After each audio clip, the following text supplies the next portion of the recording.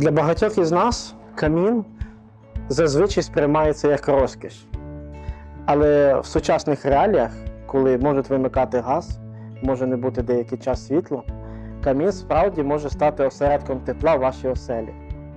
І з сучасними технологіями, які запроваджені в камінах чи в сучасних печах, ви справді можете зекономити свої кошти.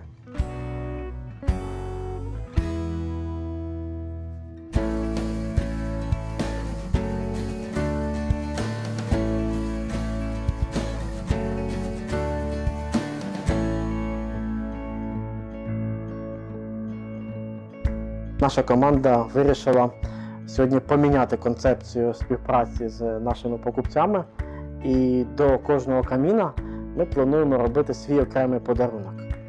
Ви зможете його вибрати, який з них ви би хотіли мати у себе в домі поруч із каміном, і насолоджуватись таким презентом.